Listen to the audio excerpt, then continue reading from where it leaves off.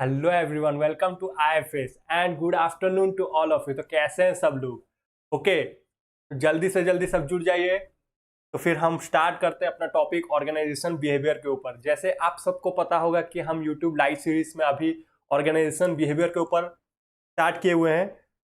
तो इसी तरह हम ओबी के कॉन्सेप्ट आपके साथ लेके आते रहूंगा। तो जल्दी से जल्दी आ जाइए, सब जुड़ जाइए। आई होप सब अच्छे होंगे, स्वस्थ होंगे, मस्त होंगे और पढ़ाई भी कर रहे होंगे। जल्दी से जल्दी सब आ जाइए। हेलो दिशा, गुड आफ्टरनून।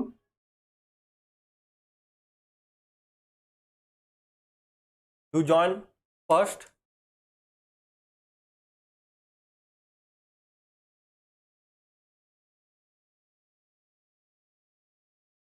ओके, और वीडियो को जितना हो सके आपके फ्रेंड्स, जितने भी आपके रिलेटिव है, सबके साथ शेयर करते रहिए और वीडियोस को लाइक भी कर दीजिए।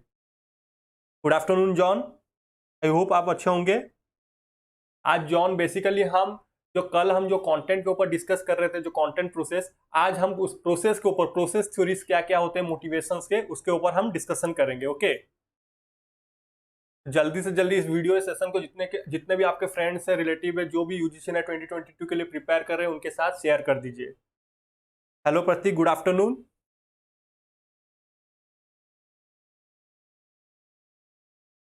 देखिए, आज हम कंटेंट क्या क्या आपके साथ पढ़ने वाले हैं। जैसे आपको कल लास्ट क्लास में मैंने आपको कंटेंट थ्योरीज के ऊपर बताया था। आज हम क्या करेंगे, प्रोसेस थ्योरीज के ऊपर डिस्कशन करेंगे। ओके, तो प्रोसेस थ्योरीज के ऊपर डिस्कशन करेंगे। फिर हम क्या करेंगे, फिर प्रोसेस थ्योरीज में जितने जितने पार्ट्स आते हैं, जैसे ब्रूम्स एक्सपेक्टेंसी थ्योरीज, वो देखेंगे। उसके बाद एडम्स इक्विटी थ्योरी को देखेंगे। फिर हम देखेंगे गोल सेटिंग थ्योरीज क्या होता है। फिर हम क्या करेंगे, फिर हम देखेंगे बीएफ स्किनर्स का रीइंफोर्समेंट थ्योरी, रीइंफोर्समेंट थ्योरी क्या होता है वो देखेंगे। फिर उसके बाद हम कॉन्टिजेंसी अप्रोच देखेंगे। फिर हम एमसीक्यूज करेंगे लास्ट में। Okay, hello Sipra, good afternoon. तो I will wait for more 10 second then I will start with the session. तो जल्दी से जल्दी जितने भी आपके फ्रेंड्स हैं, सबके साथ शेयर करते रहिए।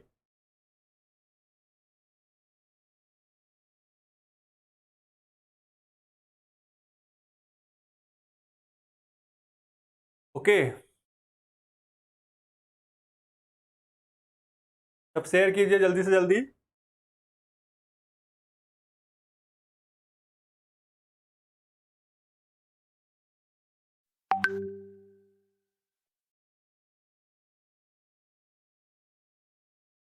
चलिए, सब जुड़ते रहेंगे। हम क्या करते हैं, अपना टॉपिक को आज स्टार्ट करते हैं। देखिए, फर्स्ट मोटिवेशनल थ्योरी में दो टाइप के थ्योरीज हमने पढ़ा था। क्या पढ़ा था? एक कंटेंट थ्योरीज पढ़ा था और एक प्रोसेस थ्योरी पढ़ा था। तो कंटेंट थ्योरी में मैंने आपको मैस्लोस नीड हायरार्की थ्योरी कल प्रीवियस क्लासेस में बता दिया है। अगर आपने प्रीवियस क्लासेस नहीं देखा है तो एक बार जरूर जाइए, प्लेलिस्ट में आपको मिल जाएगा और वहां से देख लीजिए कि कंटेंट थ्योरीज में क्या क्या आते हैं। ओके, उसके साथ साथ मैंने हार्जबर्ग मोटिवेशन हाइजीन थ्योरी भी आपको बताया था, नीड थ्योरी, मैक्लेलेंड्स का नीड थ्योरी भी बताया था, और एल्डरफर का ईआरजी थ्योरीज भी मैंने आपको बता दिया था। तो आज बेसिकली मैं आपके साथ क्या क्या डिस्कशन करने वाला हूं, brooms expectancy theory. Expectancy theory जो ब्रूम्स ने जो दिया था वो मैं आपके साथ डिस्कशन करूंगा। इक्विटी थ्योरी क्या होता है, गोल सेटिंग थ्योरी क्या होता है, एंड रीइंफोर्समेंट थ्योरी क्या होता है। ओके, तो मैंने आपको बताया था कि यहां से आपको क्वेश्चंस कैसे आ सकते हैं एग्जाम में। तो यहां से आपको क्वेश्चंस एग्जाम में ऐसे आ सकते हैं कि आपको पूछा होगा कि प्रोसेस थ्योरीज क्या क्या होते हैं। ओके, तो आपको फाइंड आउट करना होगा कि आपको बहुत सारे ऑप्शंस दिए होंगे, उनमें से आपको फाइंड आउट करना होगा कि क्या कौन सा प्रोसेस थ्योरी होता है। उसी तरह आपको कंटेंट थ्योरीज भी पूछा होगा, तो आपको कंटेंट थ्योरी वहां से फाइंड आउट करना होगा। तो मैंने आपको बताया था कि अगर कंटेंट थ्योरीज या फिर प्रोसेस थ्योरीज से किसी एक को आप याद रख लेते हो तो ऑटोमेटिकली दूसरा आपको पता चल जाएगा। तो मैंने यहाँ पे आपको एक निमोनिक्स बताया था। क्या निमोनिक्स मैंने बताया था यहाँ पे आपको? मैंने आपको यहाँ पे निमोनिक्स बताया था, GARV। ओके, गर्व एक निमोनिक्स बना के मैंने आपको बताया था। तो जी में क्या आ जाता है आपका गोल सेटिंग थ्योरी, ए में क्या आ जाता है आपका एडम्स इक्विटी थ्योरी, आर में क्या आ जाता है रीइंफोर्समेंट थ्योरी, और वी में क्या आ जाता है आपका ब्रूम्स एक्सपेक्टेंसी थ्योरी। तो ये निमोनिक्स याद करके आप बता सकते हैं कि प्रोसेस थ्योरीज के अंदर कौन सा आपका टाइप्स आ जाते हैं, कौन से थ्योरीज आ जाते हैं। ओके, अगर ये वाला आप फाइंड आउट कर लिए प्रोसेस थ्योरी, तो आप उसको एलिमिनेट करके आप अपना कंटेंट थ्योरीज को भी फाइंड आउट कर सकते हो।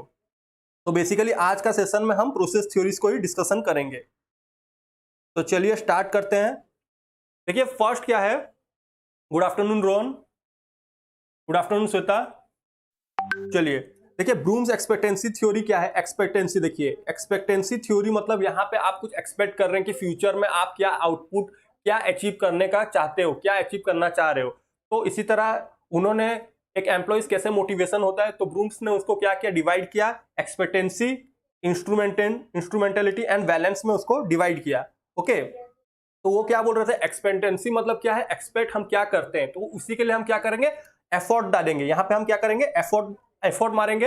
एफर्ट में क्या करेंगे, वो खुद से क्वेश्चंस पूछेगा कि मैं जो एफर्ट दे रहा हूं क्या उससे मेरा हाई परफॉर्मेंस आएगा, will my effort leads to high performance, this question the employees will ask to himself और हरसेल्फ।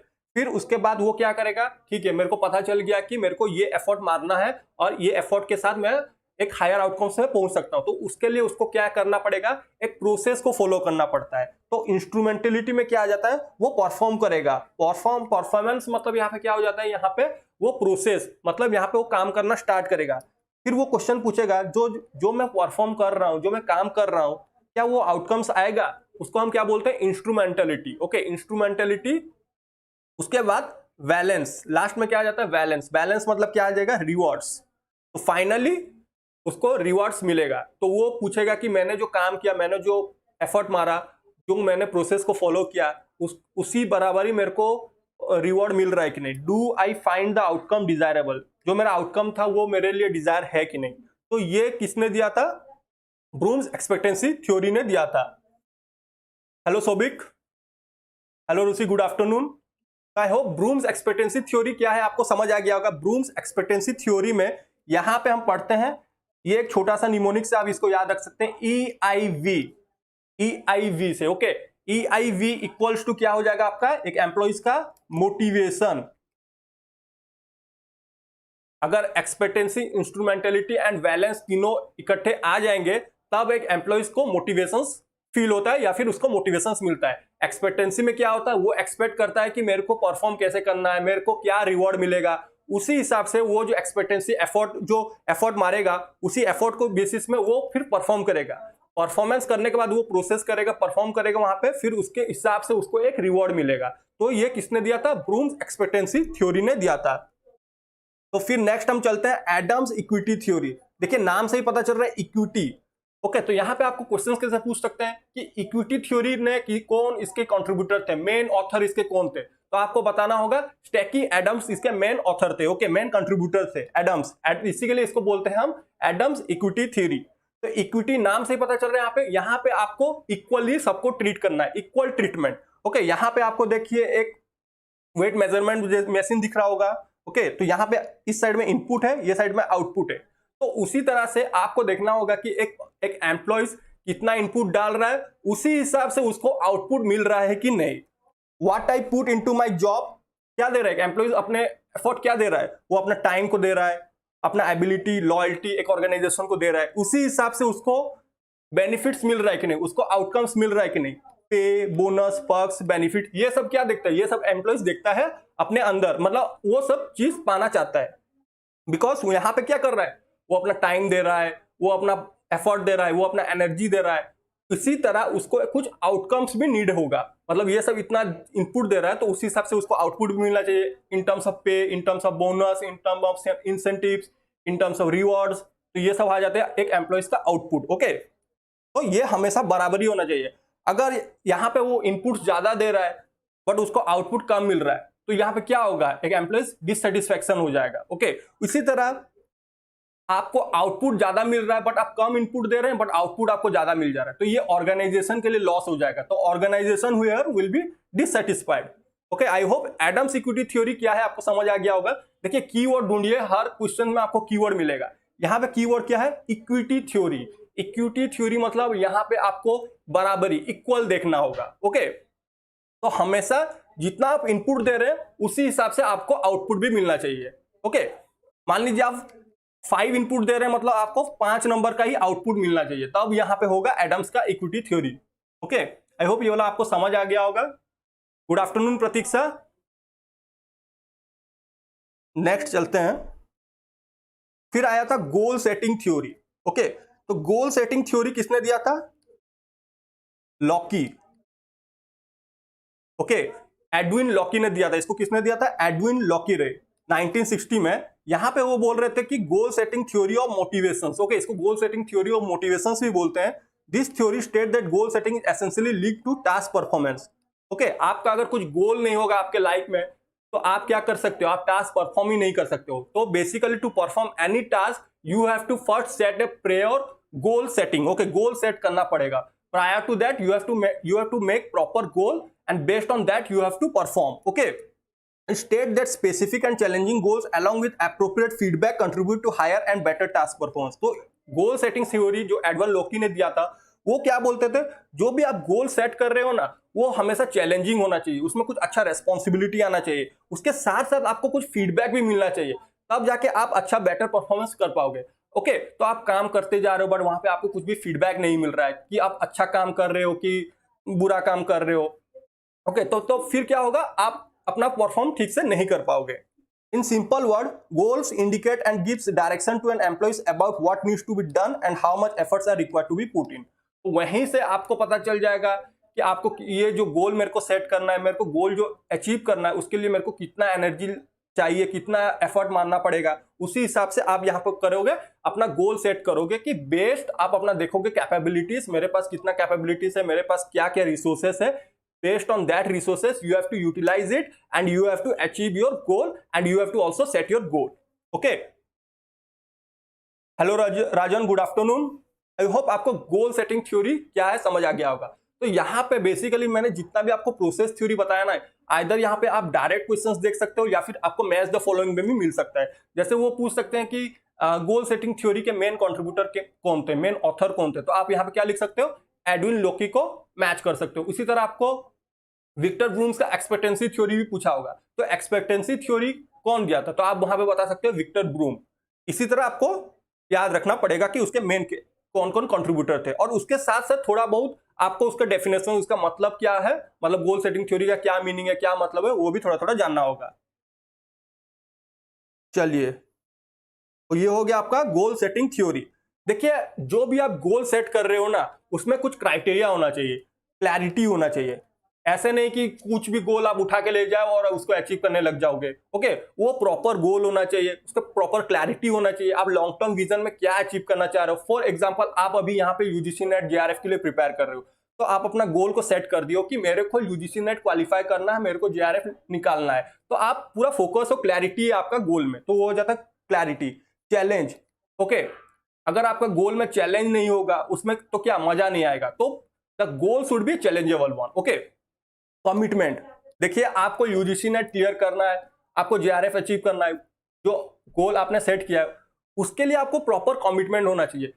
मतलब आपको प्रॉपर टाइम शेड्यूल बनाना है, कितना मॉक टेस्ट लगाना है, क्या लगाना है, उसके लिए प्रॉपर कमिटमेंट होकर ही आपको प्रिपेयर करना पड़ेगा। फीडबैक, फीडबैक आपको कहां से मिलेगा? देखिए, आप जो भी कंटेंट पढ़ रहे हो जेआरएफ यूजीसी नेट के लिए, उसके बाद क्या करोगे? मॉक लगाओगे।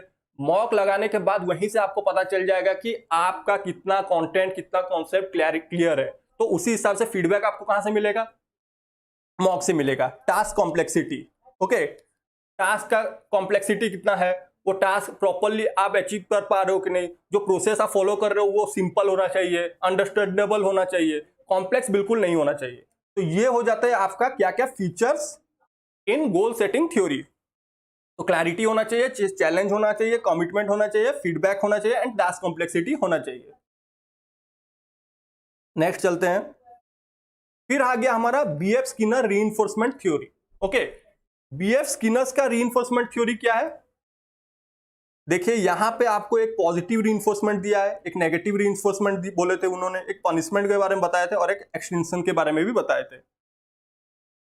ओके, तो पॉजिटिव रीइंफोर्समेंट क्या है? देखिए, positive behaviour followed by positive consequence. तो क्या होता है? Manager praise the employees.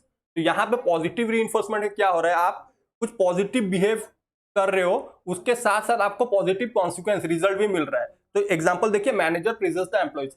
अगर एक एम्प्लॉइज है, वो अच्छा काम कर रहा है और उसको मैनेजर प्रेज कर रहा है, तो डेफिनेटली वो क्या होगा? पॉजिटिव रीइंफोर्समेंट होगा। उससे क्या होगा? उसका आउटकम्स और अच्छा से वो अचीव कर पाएगा और वो ज्यादा मोटिवेट होगा। तो इसको हम क्या बोलते हैं? Positive reinforcement. आप उसको पॉजिटिव फीडबैक दे रहे हो, उसके साथ साथ उसका पॉजिटिविटी रेट भी बढ़ रहा है, तो ये हो जाता है हमारा पॉजिटिव रीइंफोर्समेंट।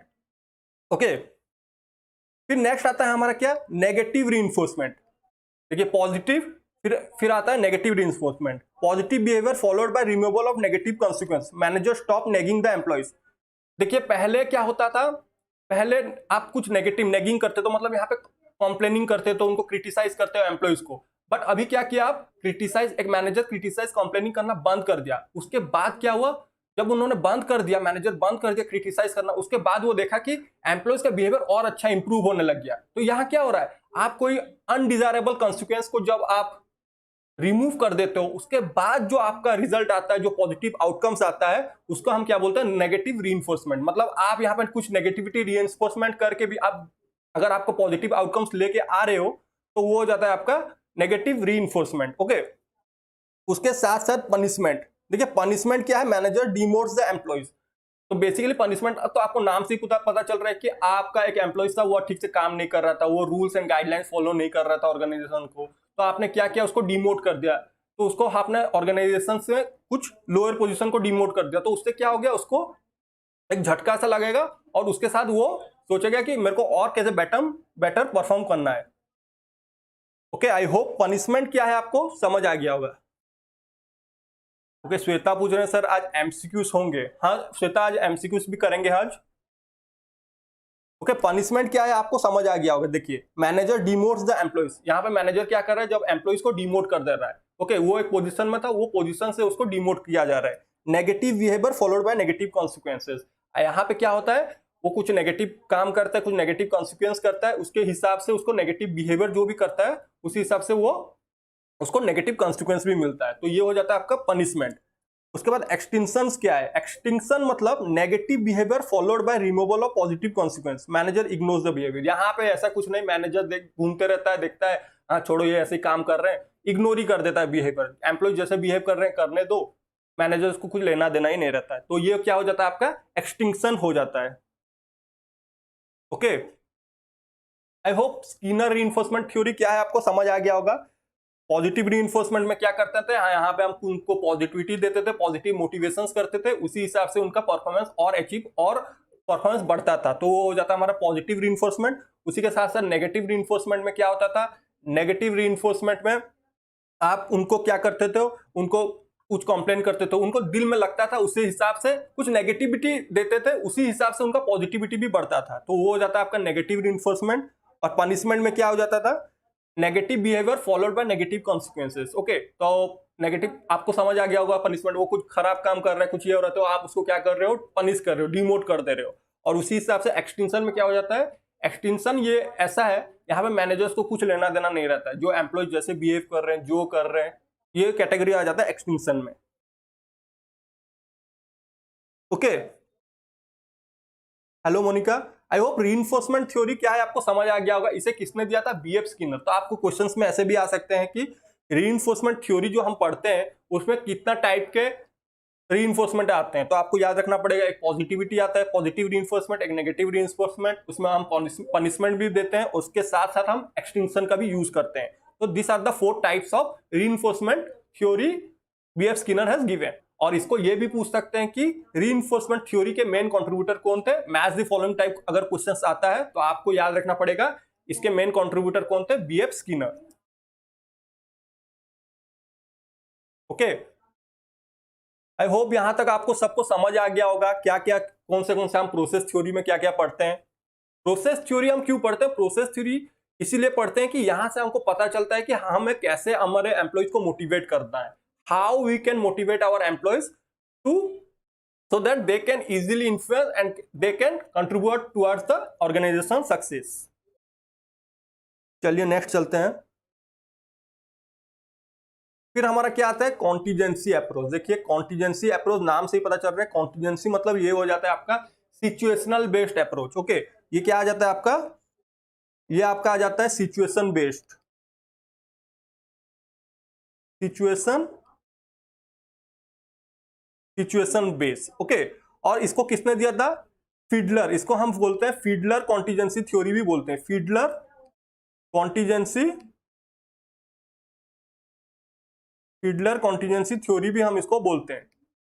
उसको फीडलर ने दिया था। तो आपको क्वेश्चन ऐसे आ सकते हैं कि कॉन्टीजेंसी अप्रोच के मेन कंट्रीब्यूटर कौन थे, इसे किसने दिया था, तो आप बता सकते हो इजीली फीडलर ने दिया था। तो इन्होंने क्या बताया था, फीडलर कॉन्टीजेंसी मॉडल क्या बताया था, ये बताए थे लीडरशिप स्टाइल, एक सिचुएशन वेरिएबल और relationship between style and situations, कैसे रिलेशनशिप मेंटेन करता है, मतलब एक सिचुएशन के हिसाब से एक लीडर का बिहेवियर कैसा होना चाहिए, लीडरशिप स्टाइल कैसा होना चाहिए। ओके, तो यहाँ पे क्या होता है, बहुत सारे सिचुएशंस आते हैं। मैंने आपको पहले ही एक एग्जांपल बताया था कि आपका एक ऑर्गेनाइजेशन कंपनी में काम कर रहे हैं, वहां पे आग लग जाता है, फायर लग जाता है, तो बहुत से एम्प्लॉयज ऐसे होंगे जो कि वहां से निकलने का कोशिश करेंगे, और बहुत से एम्प्लॉयज ऐसे भी होंगे जो क्या करेंगे, फायर एक्सटिंग्विशर का यूज करके वो फायर को एक्सटिंग्विश करने का कोशिश करेंगे। तो वहां पे लीडर क्या करेगा, वहां पे वो चेक करेगा कि based on the situation how an employee is behaving in that situation. तो ये क्या हो जाता है, यहां से पता चलता है कि एक एम्प्लॉयज का अंदर कितना मोटिवेट है, कितना मोटिवेशन से वो एक ऑर्गेनाइजेशन के प्रति वो कितना मतलब स्किलफुल और कितना वो इच्छुक है काम करने के लिए एक ऑर्गेनाइजेशन। ओके, और वो उसका लॉयल्टी भी यहां से पता चलता है। तो ये हो जाता है आपका फीडलर कॉन्टीजेंसी मॉडल। तो कॉन्टीजेंसी आपको नाम से पता चल रहा है कि it is based on situation. आप चेक करोगे कि सिचुएशन में एक एम्प्लॉय आपका कैसे बिहेव किया करता है, और उसी हिसाब से आप अपना लीडर का भी बिहेवियर चेक कर सकते हो, उसको वो स्ट्रेसफुल सिचुएशन में आपका लीडर कैसे बिहेव कर रहा है। ओके, एक स्ट्रेसफुल सिचुएशन आ जाता है, एक आपका लीडर आपके साथ ऑटोक्रेटिक बिहेव कर रहा है या फिर डेमोक्रेटिक बिहेव कर रहा है, तो यहां से आपका लीडर्स का भी लीडरशिप रोल भी पता चलता है कॉन्टीजेंसी अप्रोच में। आई होप कॉन्टीजेंसी अप्रोच क्या है आपको समझ आ गया होगा। सो चलिए एमसीक्यूज आ गया, आज के लिए कंटेंट इतना था। तो यहां तक मैंने आपको जितना भी प्रोसेस थ्योरी था मैंने आपको डिटेल में बता दिया। मैंने कल आपको कंटेंट थ्योरी बताया था, आज मैंने आपको प्रोसेस थ्योरी बता दिया था। तो यहां से हम एक्सपेक्ट कर सकते हैं हमारे एग्जाम में 2 to 3 क्वेश्चंस आने का चांसेस है मोटिवेशन थ्योरी से ऊपर, ओबी थ्योरीज के ऊपर। आई होप यहां तक आपको सबको समझ आ गया होगा कंटेंट थ्योरी क्या है, प्रोसेस थ्योरीज क्या है। तो चलिए हम एमसीक्यूज करते हैं। देखिए, rearrange the 6 step of motivation logically. आपको मोटिवेशन जो मिलता है, जो आता है, उसको आप लॉजिकली अरेंज करना पड़ेगा। फर्स्ट क्या करते हैं, फर्स्ट क्या हम engage in goal directed behaviour करते हैं, रीअसेस द नीड डेफिशिएंसी, या फिर परफॉर्म करते हैं, या फिर आइडेंटिफाई नीड्स करते हैं, या फिर search for ways to satisfy the needs, या फिर रिसीव आइदर रिवॉर्ड और पनिशमेंट। चलिए बताएंगे इसका आंसर क्या होगा क्वेश्चन नंबर 1 का। जो हम 6 स्टेप्स ऑफ मोटिवेशन फॉलो करते हैं उसको आप लॉजिकली अरेंज करना है, क्या क्या होगा उसका प्रोसेस। Thank you Rohan. अगर आप सबको ये सेशन वीडियो अच्छा लग रहा है, आपको कॉन्सेप्चुअल अंडरस्टैंडिंग हो रहा है, तो जितने भी आपके फ्रेंड्स रिलेटिव है जो भी यूजीसी ने 2022 के लिए प्रिपेयर कर रहे हैं या फिर करने का सोच रहे हैं, तो उनके साथ ऑब्वियसली शेयर कीजिए, उनको भी बेनिफिशियल होगा। चलिए बताएंगे क्या होगा इसका आंसर, सब बताएंगे क्या क्या स्टेप्स हम फॉलो करते हैं, 6 स्टेप्स इन मोटिवेशंस। रोहन ने बता दिया है बी, प्रतीक बी, डी, जॉन ए, दिशा ए। सब बताएंगे क्या होगा इसका आंसर। चलिए बताएंगे इसका आंसर क्या होगा।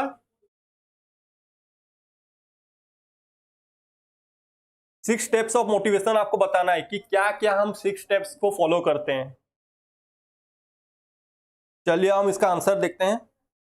देखिए इसका आंसर हो जाएगा सी, तो मेरे को सी आंसर किसी ने भी नहीं दिया है। देखिए फर्स्ट क्या हो जाएगा, आइडेंटिफाई द नीड्स। आपको आइडेंटिफाई करना होगा कि आपको क्या क्या चाहिए, तो डी ऑप्शन, डी तो पहला आएगा। तो देखिए डी, देखिए यहाँ पे मैंने आपको अप्रोच भी बताऊंगा कि आपको एग्जाम में कैसा अप्रोच यूज करना है एक क्वेश्चन को सॉल्व करने के लिए। देखिए फर्स्ट मेरे को अगर पता चल गया डी हो गया, तो मेरा ये बी और डी तो कट हो गया, मेरे पास 2 ऑप्शन बचा, मतलब 100% से मैं 50% ऑप्शन को एलिमिनेट कर दिया, मेरे पास 50% बचा। ओके, फिर अभी मैं देखूंगा क्या, डी तो आएगा। उसके बाद आइडेंटिफाई नीड्स, तो मेरा हो गया, मैंने आइडेंटिफाई अपना नीड्स को कर लिया।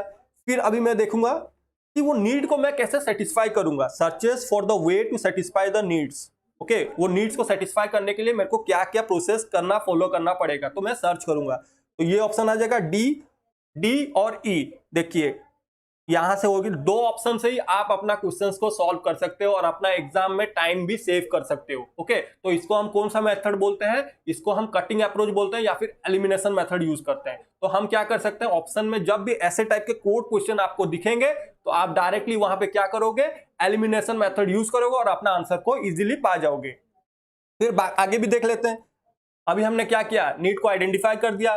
फिर हम क्या करेंगे, जो भी हमारा नीड है उसको, उसके लिए हम क्या करेंगे, सर्च करेंगे, search the for the way to satisfy the need. Okay, फिर हम क्या करेंगे, engage in goal directed behaviour. फिर यहाँ पे हमारा जो गोल है, जो हमको नीड को सेटिस्फाई करना है, जो गोल हमारा लिए है, उसके लिए हम क्या करेंगे, उसको अचीव करने के लिए एंगेज होंगे उसके लिए। ओके, तो engage in goal directed behaviour हो जाएगा मेरा थर्ड ऑप्शन। फिर क्या आएगा, फिर मैं परफॉर्म करूंगा। ओके, फिर अभी मैं अपना काम स्टार्ट करूंगा कि मेरे को गोल को अचीव करना है, परफॉर्म किया। फिर उसके बाद क्या आ जाएगा, परफॉर्म करने के बाद मेरे को आइदर रिवॉर्ड मिलेगा या फिर पनिशमेंट मिलेगा। ओके, तो मेरा अगर मैंने अच्छा परफॉर्म, अच्छा काम किया होगा तो मेरे को रिवॉर्ड मिलेगा। अगर मेरा काम is not up to the mark then I will get the punishment. Okay, फिर नेक्स्ट में क्या आ जाता है, रीअसेस द नीड डेफिशिएंसी। फिर मैं इवैल्यूएट करूंगा कि मेरा नीड फुलफिल हुआ कि नहीं। ओके, री इवैल्यूएट द रीअसेस मतलब यहाँ पे मैं री इवैल्यूएशंस करूंगा, इवैल्यूएट करूंगा। तो यहां से सी ऑप्शन से मेरे को अपना आंसर इजीली मिल जाएगा। तो आपको बेसिकली कटिंग अप्रोच यूज करना है या फिर एलिमिनेशन मेथड यूज करना होगा। नेक्स्ट चलते हैं, dash is the name given to philosophy and sets of methods and technique that stress the scientific study and organization of work at the operations level।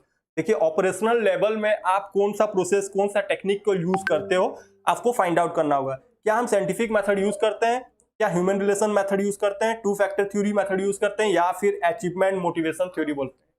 चलिए बताइए, आपको सिंपली क्वेश्चन में keyword को find out करना है। आप अगर keyword को मिल गया ना आपको, तो definitely you will get the answer. बताइए क्या होगा क्वेश्चन नंबर 2 का आंसर?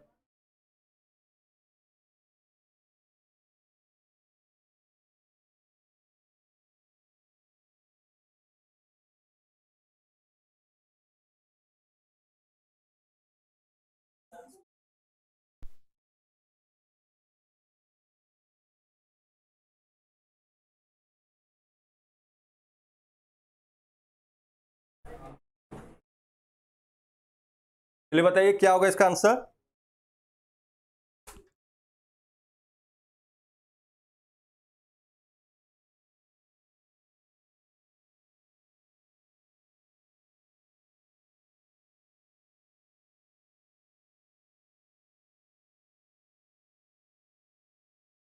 यहां पे आप साइंटिफिक स्टडी कर रहे हो। देखिए, साइंटिफिक स्टडी कर रहे हो, organisation work at the operational level, आप ऑपरेशनल लेवल में साइंटिफिक स्टडी कर रहे हो।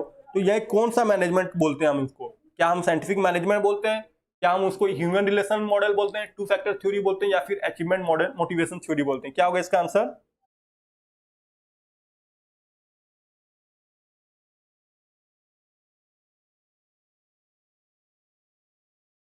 चलिए बताएंगे क्या होगा इसका आंसर?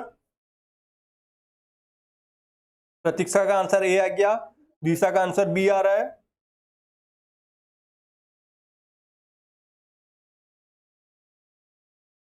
श्वेता ने बता रहा है सी ए, टू फैक्टर थ्योरी। चलिए इसका आंसर हम देखते हैं क्या होगा इसका आंसर। देखिए, इसका आंसर हो जाएगा हमारा साइंटिफिक मैनेजमेंट। देखिए, हमने साइंटिफिक मैनेजमेंट कहाँ पे पढ़ा था? साइंटिफिक मैनेजमेंट जब हम इवैल्यूएशंस ऑफ मैनेजमेंट पढ़ रहे थे, तब वहां पे मैंने साइंटिफिक मैनेजमेंट के बारे में आपको पढ़ाया था। इसे किसने दिया था? साइंटिफिक मैनेजमेंट का कॉन्सेप्ट दिया था एफ.डब्ल्यू. टेलर ने। किसने दिया था? एफ.डब्ल्यू. टेलर। ओके, और यहाँ पे वो क्या बोलते थे? एफ.डब्ल्यू. टेलर बोलते थे यहाँ पे साइंटिफिक स्टडी किया जाएगा। क्या करते हैं? Scientific study. और यहाँ पे क्या होता है? ये हमेशा लोअर लेवल मैनेजमेंट में होता है। इसमें होता है लोअर लेवल मैनेजमेंट को किया जाता है। लोअर लेवल मैनेजमेंट में कौन आ जाएगा आपका? आपके ऑपरेशनल लेवल। इसको हम ऑपरेशनल लेवल भी बोलते हैं। ओके, आई होप आपको साइंटिफिक मैनेजमेंट कैसे इसका आंसर हुआ आ गया होगा। देखिए, is the name given to philosophy and set of methods. Okay, यहाँ पे आप मेथड स्टडी भी यूज करते हो, कैसे मेथड को अपनाओगे, कौन सा प्रोसेस को यूज करोगे, टेक्निक्स को यूज करोगे, that stress the scientific study, this one is the key word. Scientific study कहां पे होता है? And organisation of work at the operational level. Operational level मतलब आप जहां पे ऑपरेट करते हो। ऑपरेट आप कहां पे करते हो? एग्जीक्यूट कहां पे करते हो आप? हमेशा आपके लोअर लेवल मैनेजमेंट जो रहते हैं वो आपके जो भी फंक्शन, जो भी वर्क होता है वो कैरिड आउट करते हैं। ओके, तो लोअर लेवल का कॉन्सेप्ट जब भी आएगा तो आपको याद रखना पड़ेगा यहाँ पे साइंटिफिक मैनेजमेंट का कॉन्सेप्ट जो FW टेलर ने दिया था। चलिए नेक्स्ट चलते हैं। रीअरेंज, देखिए rearrange the step of Maslow's need hierarchy theory. देखिए मैंने मैस्लोस नीड हायरार्की थ्योरी आपको प्रीवियस क्लासेस में बताया था। आपको यहाँ पे सिंपली अरेंज करना होगा कि मैस्लोस ने नीड हायरार्की थ्योरी जो बताए थे उसको आपको अरेंज करना है। क्या होगा? फर्स्ट कौन सा स्टेप आता है मैस्लोस नीड थ्योरी में? चलिए बताएंगे क्या होगा इसका आंसर।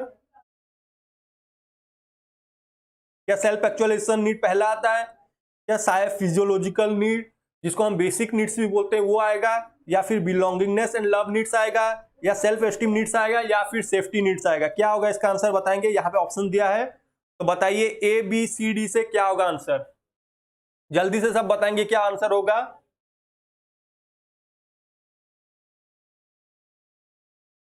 जो हम मैस्लोस का नीड हायरार्की थ्योरी पढ़े थे, कहां पे पढ़े थे हमने इसे कंटेंट थ्योरीज जब पढ़ा रहा था, मैं आपको बता रहा था, वहां पे मैंने आपको बताया था कि कंटेंट थ्योरीज में भी अब्राहम मैस्लोस का नीड हायरार्की थ्योरी आता है। तो फर्स्ट स्टेप क्या होगा यहाँ पे?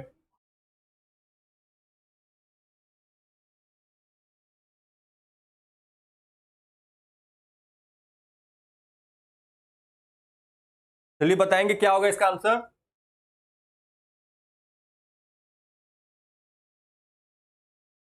स्टेप्स यहाँ पे आपको बताना है कि कौन सा स्टेप्स हम फॉलो करते हैं मैस्लोस का नीड हायरार्की थ्योरी में। मैंने आपको एक पिरामिड स्ट्रक्चर बना के बताया था कि कौन सा स्टेज आता है। चलिए बताएंगे क्या होगा इसका आंसर।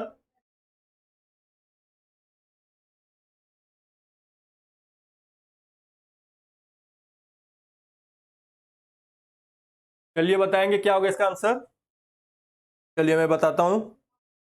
देखिए इसका आंसर हो जाएगा ADCEB। देखिए क्या होता है, steps, rearrange the steps of Maslow's need hierarchy theory. तो मैंने आपको ऐसे पिरामिड बना के बताया था एक ठो।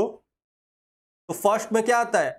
फर्स्ट में हमारा आता है सेल्फ एक्चुअलाइजेशन नीड, तो ये हो जाएगा हमारा फर्स्ट वन। ओके, फिर नेक्स्ट में क्या आ जाएगा हमारा? नेक्स्ट में आ जाता है हमारा सेल्फ एस्टीम नीड्स, तो यहाँ पे सेल्फ एस्टीम नीड्स। उसके बाद थर्ड में क्या आ जाएगा हमारा? थर्ड में आ जाता है हमारा belongingness and love need. Okay, फिर फोर्थ में कौन सा आ जाएगा हमारा? फोर्थ में आ जाता है हमारा सेफ्टी नीड्स। ओके, यहाँ पे सेफ्टी नीड्स, और लास्ट में क्या होता है हमारा? बेसिक नीड्स होता है। यहाँ पे क्या हो जाता है हमारा? Basic needs. यहाँ पे हम बेसिक नीड्स को फुलफिल करते हैं, फिर हम नेक्स्ट मूव करते हैं किसके ऊपर? फिर हम सेफ्टी नीड्स को देखते हैं। इसको देखेंगे सेफ्टी। बेसिक नीड्स में हम क्या करते हैं? बेसिक नीड्स में हमें जो जो बेसिक जरूरत हो चीज होता है, जैसे खाना पीना, तो ये सब हमारा आ जाता है बेसिक नीड्स में। सेफ्टी नीड्स में क्या आ जाएगा आपका? आपको रहने के लिए घर चाहिए। ओके, तो वो सब आपके सेफ्टी नीड्स में आ जाएंगे। आपको कहीं पे नौकरी चाहिए, सैलरी चाहिए, पैसा चाहिए रहने के लिए, वो सब आपके सिक्योरिटी सेफ्टी के लिए आते हैं। फिर बेसिक नीड्स गया, सेफ्टी नीड्स गया, फिर क्या आ जाएगा आपका? फिर आ जाता है आपका यहाँ पे बिलोंगिंगनेस एंड लव नीड्स। यहाँ पे आ जाएगा आपको लव नीड्स। यहाँ पे आपको फ्रेंड्स चाहिए, आपके रिलेटिव्स चाहिए, बिलोंगिंगनेस चाहिए। ओके, उसके बाद आपको क्या मिलेगा? उसके बाद आपका आ जाता है आपका सेल्फ एस्टीम नीड्स। यहाँ पे आप अपना एस्टीम देखते हो। आपको यहाँ पे प्रेस्टीज चाहिए, आपको रिवॉर्ड्स चाहिए, आपको आपके सोसाइटी में सम्मान चाहिए। फिर लास्ट में आपका आ जाता है कौन सा? Self actualisation. ये आ जाता है आपका सेल्फ एक्चुअलाइजेशन। सेल्फ एक्चुअलाइजेशन मतलब यहाँ पे आपको सब कुछ मिल चुका है, जो जो आप लाइफ में अचीव करना चाहते हो सब कुछ मिल चुका है। यहाँ पे आप इनर सेल्फ से ही पूरा मोटिवेटेड हो गए हो, आपको टोटली शांति मिल चुका है आपके लाइफ में। तो ये हो जाता है self actualisation will be last step. तो आपको यहाँ पे क्या करना था? रीअरेंज करना था step of Maslow's need hierarchy theory. तो इन्होंने आपको ऑप्शन में जो दिया था ADCEB, तो इन्होंने मतलब लास्ट से फर्स्ट को अरेंज करने के लिए बोला था। आइदर आपको क्वेश्चन में ऐसे भी पूछ सकते हैं कि आपको रीअरेंज करना पड़ेगा from the starting needs to the higher needs, या फिर आपको ऐसे भी पूछ सकते हैं एग्जाम में क्वेश्चन में कि हायर नीड्स से लोअर नीड्स तक अरेंज करो। ओके, तो यहाँ पे आपको क्वेश्चन में पूछा था हायर से लोअर नीड्स तक फुलफिल करने के लिए, तो A D C B will be the right answer. तो प्रतीक का आंसर बिल्कुल सही है, डी उन्होंने बताया था। चलिए चलते हैं question number 4, which of the following is a content theory. देखिए कंटेंट थ्योरी क्या क्या होता है आपको बताना है। क्या एक्सपेक्टेंसी थ्योरी कंटेंट थ्योरी में आता है, क्या ईआरजी थ्योरी कंटेंट थ्योरी में आता है, क्या इक्विटी थ्योरी कंटेंट थ्योरी में आता है, या फिर नॉन ऑफ द अबव। क्या होगा इसका आंसर बताइए। मैंने आपको बताया था कंटेंट थ्योरी में क्या क्या पार्ट आता है और प्रोसेस थ्योरी में क्या क्या पार्ट आता था। तो प्रोसेस थ्योरी में मैंने आपको एक निमोनिक्स बताया था कि क्या है निमोनिक्स, GARB। ओके, अगर वो निमोनिक्स से आपको याद हो गया होगा क्या क्या वो प्रोसेस थ्योरी में आता है, तो क्या कर सकते हो आप एलिमिनेट करके कंटेंट थ्योरी को फाइंड आउट कर सकते हो। चलिए बताएंगे क्या होगा इसका आंसर। कंटेंट थ्योरी में क्या क्या आते हैं,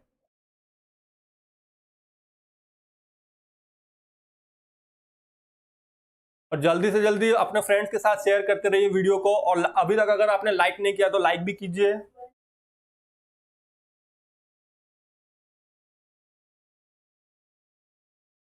चलिए इसका आंसर क्या हो जाएगा। देखिए इसका आंसर हो जाएगा ERG थ्योरी। देखिए एक्सपेक्टेंसी थ्योरी मैंने आज ही बताया था, विक्टर ब्रूम्स का एक्सपेक्टेंसी थ्योरी। इक्विटी थ्योरी किसने दिया था, लॉकी ने दिया था इक्विटी थ्योरी। उसके बाद नॉन ऑफ द अबव। तो ERG थ्योरी आपका हो जाता है प्रोसेस थ्योरी, सॉरी ये वाला आपका हो जाता है किसमें,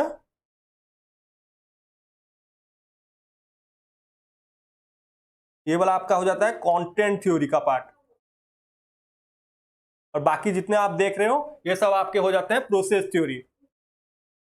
तो last question of the day, which of the following is a process theory. यहां पे आपको फाइंड आउट करना है प्रोसेस थ्योरी क्या है। Achievement motivation theory, performance satisfaction model, ERG theory, या फिर टू फैक्टर थ्योरी। क्या है प्रोसेस थ्योरी में, क्या है आपको अगर निमोनिक्स याद होगा, GARV।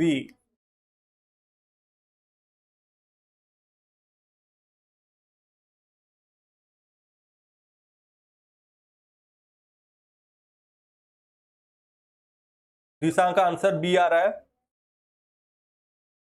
चलिए इसका आंसर क्या हो जाएगा, इसका आंसर हो जाएगा परफॉर्मेंस सेटिस्फेक्शन मॉडल। तो दिशा का आंसर बिल्कुल सही है यहाँ पे। ओके, तो आज के लिए 5 क्वेश्चंस था। That's all for today. देखिए आपके लिए एक स्पेशल ऑफर है यहाँ पे, आप क्या कर सकते हो, डेली प्रैक्टिस कर सकते हो इसी टाइप के कॉन्सेप्चुअल क्वेश्चंस। हमारे ऐप को बस आपको क्या करना होगा, हमारे ऐप IFS ऐप को डाउनलोड करना होगा प्ले स्टोर से जाके, फिर वहां पे आपको UGC नेट सेक्शन मिल जाएगा। आप UGC नेट सेक्शन के अंदर जाने के बाद आपको UGC नेट मैनेजमेंट का सेक्शन मिल जाएगा। उसके बाद वहां पे जाके आप डेली 5 क्वेश्चंस प्रैक्टिस कर सकते हो। That one is free of cost. Okay, और एक बात बता देता हूँ, ये आपके लिए लिमिटेड ऑफर है, तो जल्दी से जल्दी से अवेल कीजिए और जाके अपना मॉक लगाना स्टार्ट कीजिए, MCQ लगाना स्टार्ट कीजिए। उसके साथ साथ देखिए 28 फरवरी से हमारा कोर्स लॉन्च होने वाला है, तो जिसमें क्या होगा, आपको ये वाला एक्सक्लूसिवली ऑनलाइन कोर्सेस मिलेगा। उसके साथ साथ देखिए यहाँ पे फीचर्स क्या क्या है, 300 plus live interactive lectures, 25 plus mock test मिल जाएगा, 300 प्लस टीचर हैंडआउट PDF भी मिल जाएगा। उसके साथ साथ 2000 प्लस टोटल प्रैक्टिस क्वेश्चंस भी मिल जाएगा। और क्या क्या फीचर्स रहेंगे, ये टोटली AI बेस्ड लर्निंग रहेगा, चैट सपोर्ट आपको मिलेगा। उसके साथ साथ आपको स्टडी मटेरियल्स भी मिल जाएगा, लाइव डाउट सॉल्विंग सेशंस भी आपको मिल जाएगा। मतलब आप अगर कंटेंट पढ़ रहे हो, आपको कोई भी डाउट आ जा रहा है, तो उसके लिए भी आपको लिए सेशंस होगा जहां पे आप डाउट पूछ सकते हो। उसके साथ साथ टीचर्स ई नोट्स भी मिल जाएगा। और देखिए this one is the best thing, देखिए आपको ये सब फ्रीली मिल जाएगा। 7 डेज का हम फ्री डेमो क्लासेस भी लेके आ रहे हैं आपको लिए, 28 फरवरी से जो स्टार्ट होगा, तो आप इजीली उसको एक्सेस कर सकते हैं और हमारे जितने भी फीचर्स हैं उसको आप यूटिलाइज भी कर सकते हो। ओके, और subscription will be for 6 month.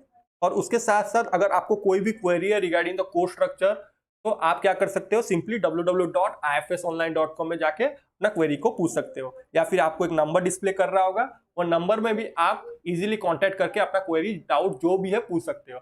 और एक चीज, अगर आपको ये सेशन के रिगार्डिंग भी कोई भी फीडबैक देना है, कोई भी कमेंट करना है, तो आप कमेंट सेक्शन में उसको कमेंट कर सकते हैं। Okay, so that's all for today. अगर आपको ये वीडियो सेशंस अच्छा लगा, आपको इंटरेस्टिंग लगा, आपको बहुत सारा अंडरस्टैंडिंग हुआ, तो definitely you should share with your friends and relative those who are preparing for UGC NET 2022. Okay, that's all for today. Thank you. I hope you enjoy your session. Thank you.